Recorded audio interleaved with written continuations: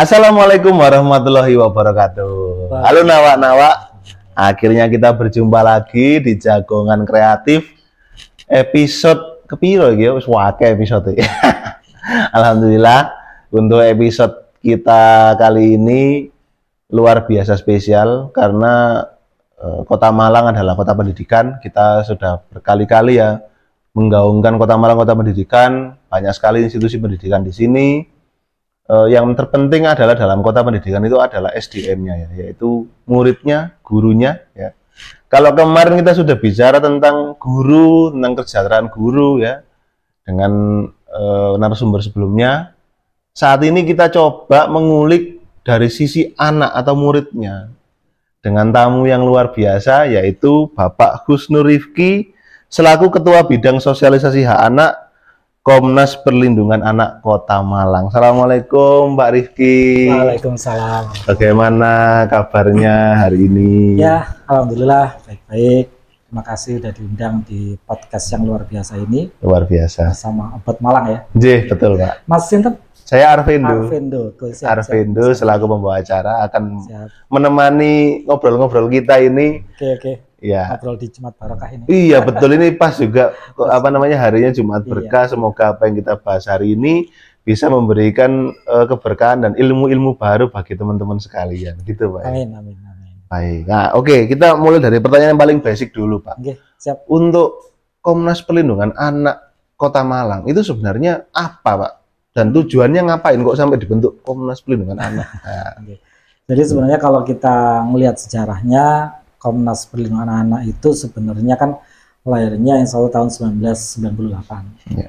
Itu diketuai oleh Bapak Aris Merdeka Sirait, ya, yang dulu itu berduet dengan yang namanya itu Kak Seto. Ya. Nah, terus kemudian dibukalah Komnas Perlindungan Anak Jawa Timur, kemudian dibukalah di Batu sebagai senior kami yang di Kota Malang, dan akhirnya di tahun ini, ini Komnas Perlindungan Anak Kota Malang mulai dibuat atau mulai diaktifkan di Kota Malang. Jadi masih dalam sekitaran di Kota Malang sendiri itu masih sekitar 6 bulanan lah. Oh, masih baru ya? Oke. Dan tujuan dari Komnas Perlindungan Anak ya tentu banyak sekali ya, sesuai dengan yang ada di undang-undang. Itu yang pertama kan tentang mempromosikan hak-hak anak. Ya. Itu yang pertama. Yang kedua, menjadi fasilitator jika terjadi permasalahan antara anak dan orang tua, dengan lembaga pendidikan dan sebagainya. Terus kemudian memberikan advokasi ketika anak itu mengalami sebuah permasalahan dan sebagainya. Jadi intinya memang karena Komnas Perlindungan Anak, jadi tentu yang diutamakan adalah tentang perlindungan dari hak-hak anak itu sendiri. Oke. Itu seperti itu. Oke, nah ini kita kalau bicara anak itu sebenarnya yang dalam tanda kutip mungkin dalam coverage atau jangkauan dari Komnas Perlindungan Anak itu sendiri, itu usia berapa sih Pak? Usia berapa sampai berapa? Nah. Jadi anak itu kalau di dalam undang-undang kita itu semua yang di bawah usia 18 tahun. Jadi SMA itu masih dianggap anak-anak, SMP anak-anak, SD, TK, dalam kandungan pun itu juga masih anak-anak. Gitu. Cuman kami sendiri setelah maaf nih, kebetulan kami juga belajar di guru kami seorang psikolog senior itu ketika melihat kondisi saat ini banyak terjadi kejahatan-kejahatan, mohon maaf nih, seperti pembunuhan, perkosaan, perampokan, terus kemudian geng motor dan sebagainya, yang ternyata rata-rata mereka pelakunya di bawah usia 18 tahun. Dan kami merasa masa anak, mohon maaf nih, masa anak bisa bikin anak, masa anak bisa bikin melakukan kekejaman seperti itu, pembunuhan dan sebagainya. Betul. Maka beberapa senior, beberapa psikolog itu menyampaikan harusnya anak itu di bawah 15 tahun, bukan di bawah 18 tahun. Karena kalau kita ngomong anak-anak SMA, waktu itu kami ngisi di salah satu sekolah favorit di Kota Malang, SMA. Ketika kami tanyakan kepada mereka, kalian terima nggak dipanggil anak-anak? Kami tidak terima dipanggil anak-anak. Bagus, keren. Terus kalian maunya dipanggil apa? Ya kami maunya dipanggil remaja. Oke. Remaja? Emang kalian punya contoh baik nih dari yang namanya remaja? Tidak punya juga sih. Tapi kalau kami beri gelar kalian adalah pemuda, punya tidak contoh baik? Oh punya Pak, Sumpah Pemuda. Ketika kita bicara Sumpah Pemuda, keren tuh, keren. para anak muda yang berkumpul dan menyatukan negeri dalam sumpahnya yang terdiri dari 17.000 pulau, sekian bahasa, sekian suku dan sebagainya. Lah yang menyatukan ini para pemuda. Tapi kalau mereka mendefinisikan diri mereka sebagai remaja, yang ternyata dari penjelasan guru kami, remaja itu kan sebenarnya secara fisik dia dewasa, sehingga teraktivasi nafsunya, karena teraktivasi hormonnya, tapi secara akal mereka belum dewasa. Yang artinya remaja itu sebenarnya, mohon maaf nih kasarannya, diperbudak oleh nafsunya, karena belum aktifnya akal untuk mengendalikan nafsu. Betul. Nah, maka dari itu mau tidak mau, karena undang-undangnya 18 tahun ke bawah, akhirnya kami menyampaikan banyak sosialisasi ke SD, SMP, SMA, TK, terus kemudian ke TPQ dan sebagainya. Dan yang paling kami prioritaskan memang SMA. Kenapa? Karena mohon maaf, zaman kita udah beda banget. Betul. Saya ini usianya 42 tahun. Ketika saya menyampaikan sosialisasi di sekolah yang rata-rata usianya 16, 17, 18, guru BK-nya itu ceritanya membuat saya itu kaget. Kagetnya gimana? Salah satu sekolah favorit di Kota Malang itu menceritakan, siswa kami itu Pak, yang datang terlambat itu banyak. Kenapa? Ya karena main game online sampai jam 3. Datang ya jam 8, jam 9. Waduh. Itu masih, oke lah. Yang kedua, siswa kami itu Pak, siswi kami Pak, banyak itu yang diperas. Kenapa Bu diperas? Iya, pacaran sama orang luar, dirayu-rayu, akhirnya telanjang, videonya direkam, di screenshot, dipalaklah dia 10 juta, 5 juta dan sebagainya. Jadi guru-guru kami itu mainannya itu kalau tidak ke BNN, ke Kominfo untuk blokir medsos dan sebagainya. Dan guru-guru itu tidak punya hak untuk mengakses gadget dari siswa. Sehingga terpaksa guru-guru di sekolah-sekolah kita saat ini itu harus menjadi follower siswa-siswinya. Ketika ada potensi yang membahayakan ini nanti jadi alat untuk memeras, alat kejahatan dan sebagainya, ya si guru-guru ini akhirnya harus minta ke Kominfo tolong diblokir, konten ini tolong gini-gini dan sebagainya. Itu membuat sesuatu yang deg bagi saya. Zamannya udah beda ya. Dan luar biasanya ketika kami itu mengisi materi tentang bullying di kepala sekolah di salah satu kecamatan Kota Malang, jadi beberapa kepala sekolah, itu ada salah satu ibu guru itu yang menyampaikan seperti ini, Pak, mayoritas siswi kami kelas 4, 5, 6 itu sudah punya media sosial, sudah punya WA, TikTok dan sebagainya, dan mereka itu sering loh dikirimi foto alat kelamin laki-laki, dikirimi video hubungan seksual dan sebagainya, dirayu untuk telanjang. SD itu ya? SD. Astaga. Dan saya tanya, ini mayoritas ya? Iya mayoritas Pak. Mayoritas. Dan mereka itu dirayu untuk telanjang dan sebagainya, nanti akan mereka diberi handphone, ditransfer uang dan sebagainya, diiming-imingi. Entah itu nanti mereka akan dapat imbalan atau tidak. Tapi nyatanya mereka itu bercerita sama gurunya, lah iya Bu, yang telepon saya, yang video call saya tuh bapak-bapak jenggoten seperti bapak saya gitu. Artinya itulah kondisi saya tuh merasa, zaman kita ini benar-benar berbeda dari zaman sekarang. Kalau kita orang tua, terus kemudian para penggiat pendidikan, penggiat perlindungan anak dan sebagainya, tidak menyadari hal ini, ya ini akan menjadi suatu hal yang kalau kita bayangkan kita tahun 2035 Indonesia emas, kenyataan yang saya lihat sekarang itu generasi stroberi. Kalau ini dibiarkan antara stroberi jadi emas ini kok, iya caranya. Jadi seperti itu. Wah, ternyata di luar nalar ya Pak, istilahnya kalau sekarang ya. Iya, betul. Ngeri gitu ya, padahal itu masih kecil. Oke lah, otomatis dengan adanya kejadian-kejadian seperti itu, fungsinya dari Komnas Perlindungan Anak Kota Malang ini sebenarnya apa Pak? Maksudnya kalau misalnya mereka atau mungkin orang tua atau gurunya mau melapor, itu difasilitasinya bagaimana oleh Komnas itu? Jadi sebenarnya gini, sampai kami dalam sebuah titik kesimpulan bahasanya bisa dibilang tidak ada anak yang nakal. Yang ada adalah anak yang kurang contoh, mendapatkan contoh yang baik. anak yang kurang kasih sayang, anak yang kurang perhatian, anak yang tidak mendapatkan keluarga yang harmonis dan sebagainya. Artinya anak ini bisa dibilang adalah korban dari, mohon maaf ya, sesuatu yang kurang ideal pada keluarganya atau pada orang tuanya dan sebagainya. Nah, ketika kami berbicara yang seperti itu, pihak sekolah pun sebenarnya dalam hal ini, Pak, kami tidak bisa terlalu intervensi dalam keluarga mereka. Iya, betul. Kami tidak bisa intervensi. Kalau kami intervensi, kami kan hanya punya hak dan kewajiban ketika mereka di sekolah. Ketika mereka di rumah, yang pertama, sekolah tidak punya hak. Yang kedua, tenaga pendidik kan ya juga punya keluarga, punya tanggung jawab di rumah juga dan sebagainya. Nah, akhirnya Komnas Perlindungan Anak ini sangat berperan penting ketika ada hal krusial yang itu penyebabnya adalah hal rumah atau yang terjadi di rumah. Contoh nih, ada salah satu curhatan yang ini masih tanda tanya, maaf nih tanda tanya, di salah satu SMK di Kota Malang itu menceritakan, kami dengar-dengar Pak, salah satu siswi kami ini diperkosa sama kakak dan bapaknya. Nah, ya sekolah pun tidak mau dan tidak punya kuasa untuk menanyakan, mengintervensi dan sebagainya.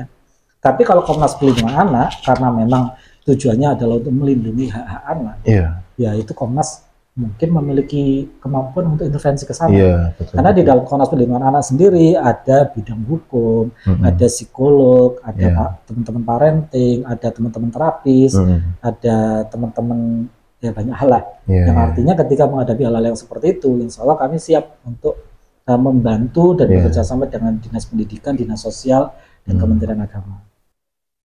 Wah, ternyata permasalahannya sebegituan ya, dalam ya ternyata ya. Dan ini masih. Iya, masih 6 bulan ya, sudah nemu aneh-aneh gitu. Ya itu yang apa Pak ya? Otomatis kita harus banyak apa ya?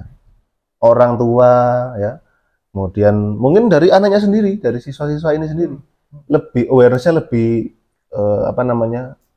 Lebih terbangun gitu ya, terkait dengan keberadaan Komnas Perlindungan Anak. Betul. Nah, bisa nggak sih Pak, misalnya kayak misalnya si anak tadi jadi korban dalam tanda kutip ya, korban kekerasan mungkin dalam tanda kutip, melapor gitu kepada Komnas, caranya gimana Pak?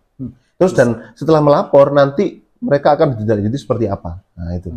Jadi yang pertama, kami ada Instagramnya, Komnas Perlindungan Anak Kota Malang ada. Kalau untuk kontaknya atau fast responnya itu memang kami masih belum punya hotline, tapi bisa menghubungi langsung kepada saya, nomor HP saya, nanti monggo jika dicantumkan, sama juga sama Ketua Komnas Perlindungan Anak Kota Malang, itu Pak Igo atau Pak Teguh, itu juga bisa untuk fast respon, atau Mas Cahya di advokasi.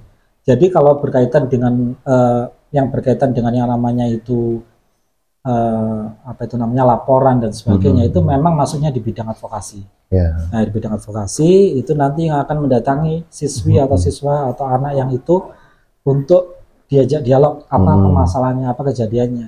Kami tentunya itu memiliki yang namanya itu apa ya namanya ya, melindungi privasi dari pelapor. Itu sangat kami menjaga. Dan kami di Komnas Perlindungan Anak 80% sampai 90% itu bergerak di pencegahan.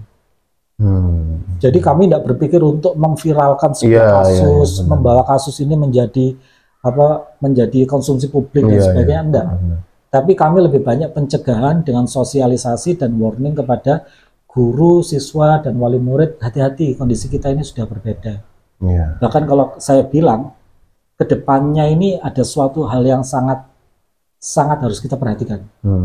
Karena, mohon maaf, saya sekarang lagi mempersiapkan sebuah buku yang saya sedang kaji, itu tentang apa sih dampak yang namanya artificial intelligence, betul. AI ini.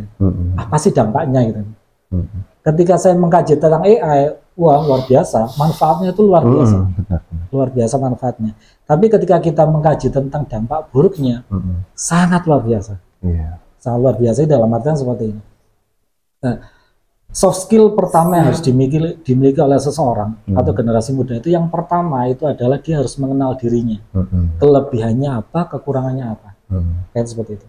Tapi kalau anak-anak kita generasi ke depan itu mending menggunakan AI, sedikit-sedikit mereka tanya AI, kerjakan tugas pakai AI. Iya, betul sekali. Guru mengajar pakai AI, siswanya jawab pakai AI. Mungkin gurunya akan kaget, loh kok jawabannya sama semua. Berarti kan pakai AI semua. Betul. Nah, ketika mereka sudah terbiasa menggunakan AI, artinya mereka tidak akan mampu mengeluarkan apa yang spesial pada dirinya. Betul. Mereka sedikit-sedikit tanya AI dan sebagainya. Tapi kalau generasi kita nih, generasi jenengan, generasi saya, kita masih ngalami cari buku di perpustakaan, cari literatur, diskusi sama teman, diskusi sama dosen dan sebagainya. Betul. Mereka kan sudah tidak perlu itu lagi. Buat apa ke perpustakaan? Cek HP, cek GPT atau yang lainnya, keluar jawabannya. Nah kalau mereka, mohon maaf nih, terus-terusan tergantung dengan AI dan sebagainya, logika mereka tidak terasa dengan baik, kreativitas mereka tidak terasa dengan baik, mentalitas mereka tidak terasa dengan baik, fisik mereka yang kalau dulu zaman kita main bola, bentengan, petualangan dan sebagainya, mereka kan petualangan dan permainannya kan di game semua. Akhirnya kalau bisa kita nilai nih, generasi kita akan mengalami penurunan yang luar biasa. Dan seandainya, ini bayangan saya, seandainya suatu saat pemegang atau pencipta AI itu atau internet itu dimatikan dari Indonesia, klik mati. Saya tidak bisa bayangkan generasi kita itu akan menjadi manusia yang seperti apa. Kalau mereka setiap harinya itu menggunakan itu untuk kecerdasan mereka, untuk menyelesaikan permasalahan mereka dan sebagainya. Ketika nggak ada internet, ya mereka mungkin bisa dibayangkan. Aduh, langsung ya apa ya Pak? Memang sudah tergantung ya kan ya. Tergantungnya adiktif ya istilahnya kan begitu ya. Betul. Meskipun dia nggak ada zat adiktifnya tapi sangat adiktif betul ya. Jadi memang memang itu tidak ada zat adiktifnya tapi menyebabkan ketagihan yang luar biasa karena memang ketika kita pegang gadget katanya kan ada hormon dopamin yang menyebabkan kita bahagia dan sebagainya. Ya kalau mereka sudah terbiasa dengan hal yang seperti itu, terus gimana generasi kita ke depan secara fisik, mental, logika, kreativitas dan sebagainya lemah mereka. Betul. Dan itu juga berusaha di sini kan kami juga menerima teman-teman PKL dari SMK ya Pak ya. Mereka membuat konten. Nah kayak gini yang dicontoh di belakang ini kita sekarang tampil. Itu memang tidak boleh Pak. Jadi saya memang benar-benar membatasi penggunaan AI hanya untuk bikin kerangkanya saja. Tapi kalau sudah bikin isinya, nah itu harus sendiri. Jadi biar mereka ngerti apa yang sebenarnya kalian tulis itu. Biar benar-benar terinternalisasi dalam dirinya. Nah kalau kita sedikit-sedikit tanya komputer, yang pintar komputernya, kan gitu. Smartphone itu juga, itu juga hal-hal seperti itu yang memang kita harus menjadikan perhatian bersama. Tentunya bukan semata-mata tugasnya Komnas Perlindungan Anak, kan seperti itu Pak ya. Dan otomatis kalau sudah semuanya punya satu visi yang sama untuk menjaga, khususnya ini hak anak ini ya. Insya Allah nggak terjadi lah ya seperti itu. Meskipun ya kita pasti ada aja ya kejadian. Cuman gini, hak anak yang selama ini kita, waktu itu saya tanya di salah satu sekolah SD, kalian tahu nggak hak anak itu apa? Dia jawab, saya tahu Pak, hak anak itu mendapatkan kasih sayang, mendapatkan pendidikan, akses kesehatan, terus kemudian segala yang enak-enak dan sebagainya. Terus saya tanya, apakah tanggung jawab adalah hak anak juga? Oh iya Pak, jadi pemimpin apakah hak anak juga? Iya Pak, bangkit dari keterpurukan apa hak anak juga? Iya Pak. Jadi memang selama ini, akhir-akhir ini ya, kita memahami pendidikan itu hanya menggunakan asih dan asuh. Padahal sebenarnya pendidikan itu ada asah. Nah asah, asih, asuh. Asah ini yang sekarang itu lemah sekali. Karena yang pertama orang tua lebih memanjakan anaknya, yang kedua segala fasilitas itu mudah sekali. Ketika dulu kita mau cuci baju itu kan gini ya, karena tinggal gini, ngucak ya, bener. Gitu. Kita mau ngapa-ngapain lah, ada asahnya. Iya betul. Tapi kalau sekarang kami beberapa kali sosialisasi, yang laporan itu mohon maaf gurunya. Pak, tolong apakah Komnas Perlindungan Anak bisa melindungi kami dari laporan orang tua? Waduh. waduh, kami ini Komnas Perlindungan Anak, Bu, bukan perlindungan guru. Ya tapi tolonglah Pak. Iya. Tadi kami sampaikan, iya Bu, benar. Kami memahami hak anak itu bukan hanya di enak-enakan aja. Kalau mereka terlalu enak, ya jadinya generasi strawberry yang akhirnya mereka lemah. Iya, harusnya mereka itu dikuatkan, dihebatkan. Apalagi dengan adanya AI itu yang sangat kami khawatirkan. Itu segalanya itu akan benar-benar dimudahkan. Iya. Dan sesuatu yang baik ketika berlebihan itu kan jadi suatu hal yang buruk juga. Iya. Itu seperti itu. Sampai dalam konteks ini saya berpikiran generasi ke depan Indonesia ini seperti apa ketika kita dari Komnas Perlindungan Anak, para guru, orang tua, regulasi pemerintah itu tidak memberikan sebuah aturan yang benar tentang penggunaan AI dan segala yang ada di gadget itu. Iya. Kadang saya iri juga dengan orang-orang di Eropa yang menggunakan HP bodoh bahasanya, HP-HP yang sudah fitur tidak, pun. Iya, itu seperti itu kan. Mereka sadar kalau seperti ini terus generasi yang lemah, akhirnya mereka kembali kepada HP yang seperti itu. Kadang saya juga tadi barusan sebelum saya ke sini itu saya juga datang ke salah satu teman seorang ahli IT, ahli IT yang memiliki anak di pondok. Kemudian saya tanya, saya ceritakan tentang kegelisahan saya tentang AI dan sebagainya. Kemudian si teman saya itu cerita tentang anak saya itu ya, katanya gitu. Ketika SD pulang sekolah gadget dan sebagainya, dipanggil tidak dengar, bantu di rumah tidak mau dan sebagainya. Tapi kemudian anak saya ini yang putra ini saya pondokkan. Ketika dipondokkan, diceritakan sama si anak ini, kamu setelah pulang sekolah kamu ngapain? Aku pulang sekolah cuci baju cuci baju, setelah itu jemur. Setelah itu kamu ngapain ya main bola sama teman-teman dan sebagainya. Wah keren ya, saya pikir, wah keren ini.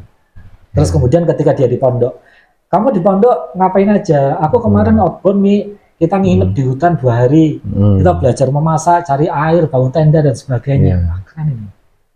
Kapan hari kami outing di pantai, kami nginep, kami diajari membaca bintang, diajari melihat hilal dan sebagainya, ilmu falak dan sebagainya. Saya berpikir, seandainya nanti ketika tidak ada internet, tidak ada listrik, entah ya, kalau terjadi perang nuklir dan sebagainya, malah, mohon maaf nih, yang saya lihat saat ini, malah anak-anak yang ada di pondok, yang tidak boleh pegang HP, yang tidak boleh pegang HP, itu malah bisa jadi mereka itu orang-orang yang malah banyak berperang.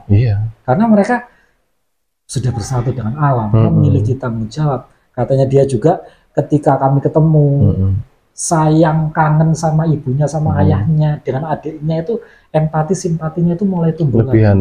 Tapi ketika kita sudah terbiasa dengan HP kan, ya kita makan bareng aja kita HP-an. Nggak berkomunikasi. Empati, simpatinya itu juga berkurang juga. Tapi sebenarnya kalau kita mau menyadari tentang hal ini, ya bisa jadi sih, tidak hanya di pondok, tapi kalau orang tua, pihak sekolah, negara ini menyadari dan sebagainya, kalau kita bisa memposisikan anak-anak kita, waktunya, fisiknya bertumbuh, ya harusnya fisiknya bertumbuh. Saat ini hasil penelitian 36,2%, insya Allah itu anak-anak SD kelas 1 itu fisiknya itu masih tumbuh sekian. Harusnya 100% masih 36,9. Karena apa ya, ketika TK sudah dapat obat penenang berupa HP ini, motorik, sensoriknya itu lemah. Banyak terjadi tuh Pak. Jadi misalnya anaknya nangis apa dikasih HP dia, obat penenang kayak gitu-gitu untuk penenang tadi, ya kan? Terus kamu gak usah keluar bahaya di sana, dikasih HP, diem. Nah, itu terjadi di sekitar kita, Pak, ya, kayak gitu-gitu ya. Dan itu sebenarnya malah yang berbahaya justru ya. Betul. Jadi memang AI ini manfaatnya luar biasa. Saya sih sangat berharap kita belajar AI, guru-guru belajar AI, orang tua belajar AI, untuk tahu bagaimana cara membijaksanai AI ini terhadap kehidupan anak-anak kita. Kalau kita tidak tahu, kemudian kita anggaplah abai terhadap perkembangan teknologi ini, ya khawatirnya anak-anak ini akan terus menggunakan AI. Padahal kan yang saya tahu AI itu kan ada prompt, ada AI, ada big data, kemudian kan ada validasi. Nah, validasi ini kalau seandainya validasi ini tidak mereka pahami, mereka akan bisa jadi 100% percaya dengan AI. padahal AI kan buatan manusia juga Benar. dan masih mengandung kesalahan. Dan harusnya kalau kita beragama kan kita punya yang namanya itu, mohon maaf nih kalau dalam Islam kan ada Al-Quran, Betul. ada hadis, ada ulama dan sebagainya, yang harusnya itu menjadi validasi dari hasil AI itu Iya, sendiri. betul. Sehingga masih ada lagi sih satu lagi fatwa hati, kalau saya menyampaikan fatwa hati. Karena apa? Karena kan kita ini spesial kalau kita ini tahu apa kelebihan dan kekurangan kita. Betul. Tapi kalau semuanya kita serahkan sama AI, kita tidak tahu kelebihan kita, tidak tahu kekurangan kita. Akhirnya kita lihat ketemu manusia adalah manusia-manusia berpikiran AI semua. Iya, akhirnya nggak ngerti spesialnya apa. Gitu. Bahkan dirinya sendiri pun nggak ngerti saya ini siapa harusnya. Betul. Ya, lah itu sebenarnya lain Pak dengan yang kita saksikan di depan ini. Ya, ini adalah sebuah produk wirausahaan luar biasa UMKM, Pak. Keren. Ini yang bikin juga anak SMK. Ini salah satu peserta magang di obatmalang.com, yaitu seblak kering, sering ya. Jadi seblak kering ini murah sekali, harganya 5.000 jajan. Ini apa namanya? Dia adalah sebuah produk yang sebenarnya mudah juga dibikin, Pak. Ya kan, mudah dibikin, tapi karena kita mungkin kesibukan sehari-hari otomatis tidak sempat. Mungkin ini bisa menjadi solusi camilan untuk teman-teman semua. Teman-teman bisa mesan seblak kering ini di Mbak Lila ya namanya. Ini nomornya di 0838 9866 4823. Nah, ini juga salah satu Mbak Lila ini yang punya ini. Dia mengerti akhirnya keunggulannya. Oh, saya ternyata bisa bikin produk, bisa menghasilkan duit, bisa survive dalam tanda kutip karena punya yang tadi mengenali apa namanya spesialitas dirinya, potensi dirinya itu tadi. Wah, ini lumayan halus ini ternyata masuknya iklannya. Karena memang ketika saya itu coba waktu di ChatGPT, tolong ceritakan tokoh-tokoh yang membahas tentang bahayanya AI. Elon Musk menyampaikan AI ini jauh lebih berbahaya daripada nuklir. Kan seperti itu. Nah, itu Elon Musk saja bilang seperti itu. Ada yang bilang bahkan AI ini akan mengganti 90% kerjaan yang ada di bumi ini. Artinya yang namanya itu pengangguran akan banyak sekali, masif sekali dan sebagainya. Dan segala sesuatunya itu bisa dilakukan oleh AI. Sedangkan AI saat ini, OpenAI 4.0 itu ya, ini tuh didefinisikan masih seperti komputer yang besarnya dulu itu satu kamar. Dan sekarang itu komputer sudah bisa dikesai ya. Nah, artinya ke depan AI ini teknologinya akan berkembang sangat pesat. Nah, manusia-manusia ini yang nanti akan bisa jadi menjadi korban atau objek dari AI. Ya seperti pisau ya, Pak.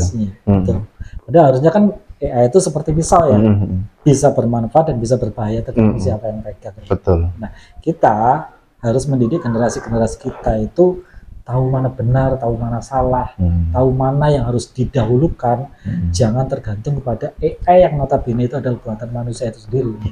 Malah nurut sama AI, diperbudak AI dan sebagainya. Dikopas mentah-mentah gitu ya. Aduh, ya itulah bagian dari apa namanya pemenuhan hak anak ya. Kita kembali lagi ke benang merahnya yaitu tidak hanya asih dan asuh ya. Asah ini yang sekarang harus jadi perhatian kita bersama. Bagaimana mewujudkan pemenuhan hak anak, dan Komnas Perlindungan Anak Kota Malang siap mengawal ya Pak? Iya, amin. Siap, luar biasa. Dan tentunya perbincangan kita tentunya akan sangat panjang ya kalau kita bicara seluruh hak anak gitu ya. Tapi otomatis kita sudah mencukupkan saja di kesempatan kita kali ini. Pak, terima kasih. Pak Rifki sudah berkenan hadir ke studio obatmalang.com. Semoga sehat selalu dan diberikan kekuatan untuk menjalankan tugas sehari-hari. Amin. Terima kasih. Baik teman-teman, terima kasih sudah menyimak Jagoan Kreatif hari ini. Jangan lupa untuk like, comment, subscribe, dan share karena informasi-informasi yang di sini sangat bermanfaat khususnya untuk teman-teman mendapatkan informasi baru tentang Komnas Perlindungan Anak Kota Malang. Sampai jumpa di Jagoan Kreatif selanjutnya. Assalamualaikum warahmatullahi wabarakatuh. Dadah. Waalaikumsalam.